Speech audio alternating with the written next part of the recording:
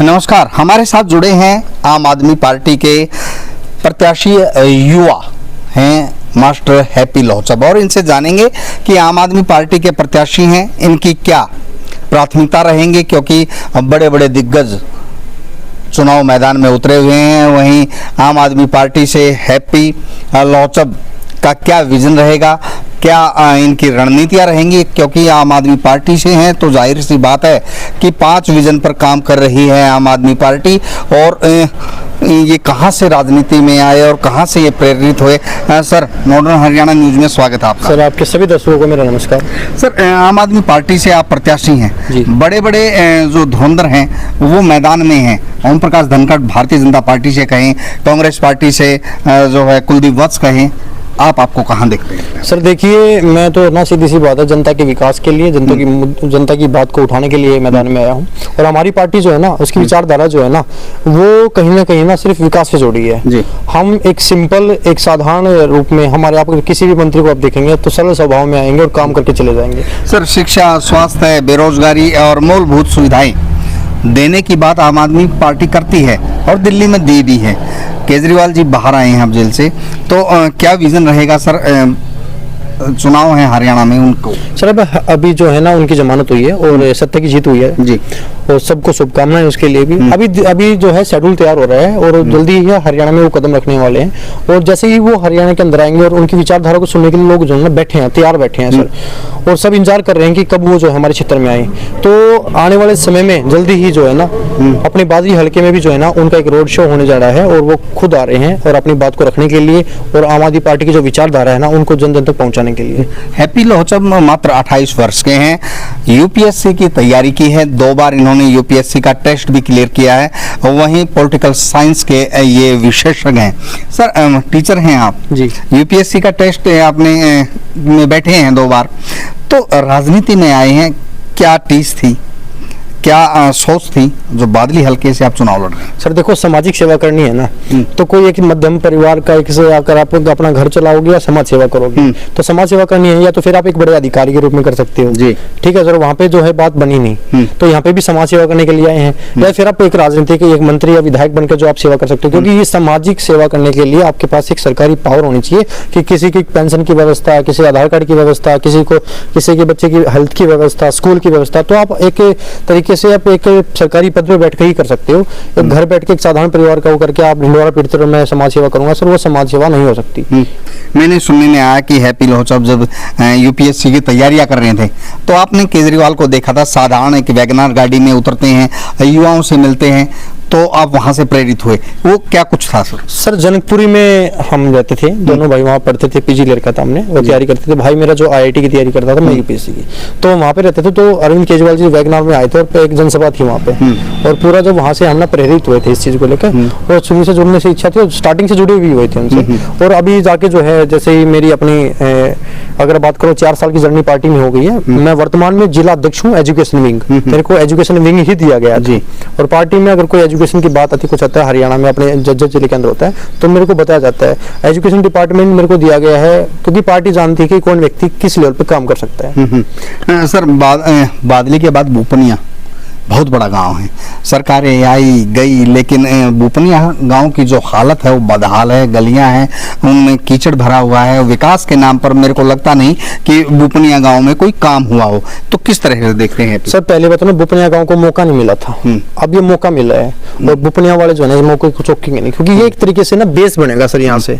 क्योंकि इस गाँव ने ना मंत्री बनाए हैं सर, पहले धीरपाल जी को मंत्री बनाया, फिर ओम प्रकाश धनखड़ को मंत्री बनाया, विधायक भी बनाई, तो बुपनिया गाँव एक बड़ा गाँव है सर, और ये बनाने वालों में से है। आज जब इस गांव का ही सम्मान हुआ है और आम आदमी पार्टी की मुखिया ने जब इस गांव का सम्मान टिकट इस साधारण परिवार के लड़के को देकर किया ना सर, तो जो बुपनिया गांव है ना, पूरे दल और बल के साथ जो है ना, अरविंद केजरीवाल की नीतियों के साथ खड़ा है, और आगे चलकर जो है ना, आम आदमी पार्टी की सरकार बनने जा रही है और बादल विधानसभा की हम जीत रहे हैं। बड़ी बात मास्टर हैप्पी लोहचब ने कह दी है कि पहले कोई विकल्प नहीं था, आम आदमी पार्टी ने सोचा, समझा और एक युवा चेहरे को टिकट देने का काम किया। एक विकल्प के तौर पर बादली हल्के के लिए एक युवा को केजरीवाल ने भरोसा जताया है।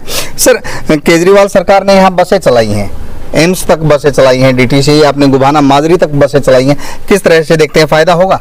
सर देखिए, जो ये डीटीसी की बस की, जैसे मैंने सरकार यहाँ पे पार्टी ज्वाइन करी थी ना, आम आदमी पार्टी, तब मैंने बता दिया था कि हमारे यहाँ पे ऐसे समस्याएं हैं। लेकिन कहीं ना कहीं अपोजिशन गवर्नमेंट होने के बाद देखो समस्या आती है, बसें चलाना है तो यहाँ पे बीजेपी सरकार है, परमिशन चाहिए और बहुत सारी चीजें डॉक्यूमेंटेशन होता है। लेकिन अभी देखा होगा कि थोड़े दिन पहले क्या है ना, महिलाओं की समस्याओं से जुड़ा सबसे बड़ा मामला था। बाकरगढ़ जो है ना, महिलाएं खड़ी रहती थी, पैदल आती थी 4 किलोमीटर गोभाना तक।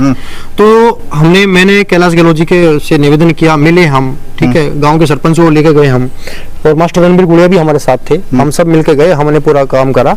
और सर कैलाश गहलोत जी ने एक फोन पे तुरंत जो है ना 4 बसें जो है ना गुभानी माजी तक लगा दी। आपने देखा होगा बाढ़ से एम्स तक इलाज कराने लोग आते हैं, तो उसके लिए भी कहीं किसी को दिक्कत ना आए, उसके लिए भी हमने प्रयास करे थे और वो सफल रहा। आज जो बिना सरकार होते हुए भी हम जनता के बारे में इतना सोच रहे हैं ना, जब हमारी सरकार होगी और जब हमारे पास पावर होगी, जब हम पूरे इस हरियाणा के अंदर बसों का संचालन करेंगे, मेडिकल की सुविधाओं को बढ़ाएंगे, एजुकेशन सिस्टम को बढ़ाएंगे, तो सर उससे विकास होगा, उससे लोगों को पता चलेगा कि वास्तव में जो हमने चुना है ना वो सही चुना है। सर टीचर हैं आप, टीचर पेशे से रहे हैं, हरियाणा के जो एजुकेशन सिस्टम को बदलने के लिए क्या कुछ रूपरेखा है?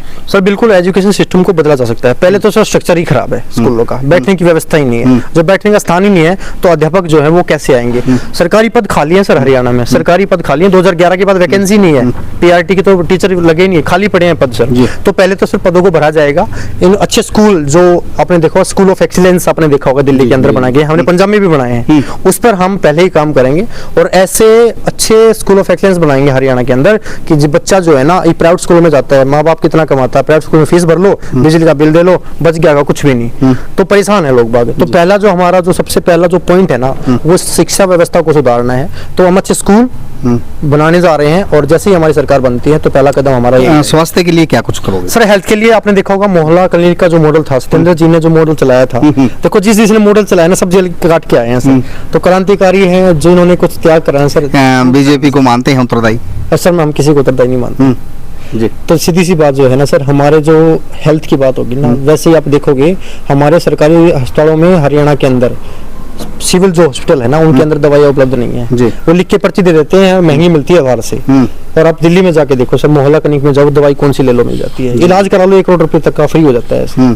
तो ऐसी व्यवस्था हमें यहाँ पे चाहिए, क्योंकि सर लोग वोट दे देते हैं सर, एक आस करके वोट देते हैं कि हमने वोट दिया हमारे लिए कुछ अच्छा होगा, आके वो बैठ जाते हैं कि हमने कुछ अच्छा चुन लिया, लेकिन बाद में पता चलता है कि वो वोट ली बन गए, वो आए नहीं 5 साल, अगली बार आएंगे 5 साल। तो उस चीज को भी हमने हटाना है, क्योंकि लोकतंत्र जो है और जनता की भावना जो है और जो प्रजातंत्र की बात है ना सर, उसको हमने एक तरीके से पहले भी साबित कर दिया है और अब हरियाणा में भी हम साबित करने जा रहे हैं। लोकतंत्र की जो मर्यादा है, जो एक मजबूती है, उसको हैप्पी लोहचब और आम आदमी पार्टी लेकर चल रही है। शिक्षा, स्वास्थ्य सुविधाएं और अन्य मूलभूत सुविधाओं पर काम करने के लिए हैप्पी लोहचब अभी से लामबद्ध है। और आपको बता दें कि आम आदमी पार्टी थोड़े से समय में दिल्ली, पंजाब और अब हरियाणा में अपना झंडा गाड़ने का काम कर रही है, क्योंकि युवा हैप्पी लोहचब जैसे युवाओं को टिकट देकर इन्होंने मैदान में उतारा है।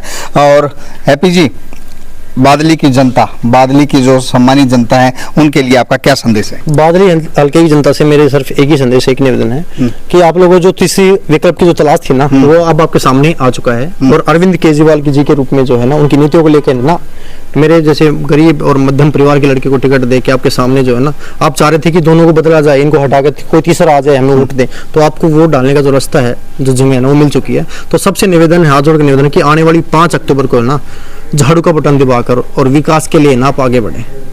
ये थे हैप्पी लोहचब।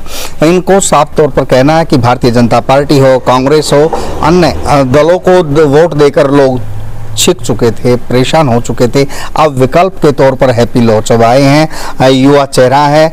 आपको बता दें कि हैप्पी लोहचब ने साफ अपने इरादे जाहिर कर दिए कि एक नोटा का बटन होता है ईवीएम में, उसकी ज़रूरत नहीं है, उसकी कतई ज़रूरत नहीं है। आम आदमी पार्टी से प्रत्याशी हैं हैप्पी लोहचब और इनका साफ तौर पर कहना है कि विकल्प के तौर पर और बादली हलके की जनता के विकास को लेकर ये लामबद्ध है। मैं राकेश कुमार, मॉडर्न हरियाणा न्यूज़, बादली।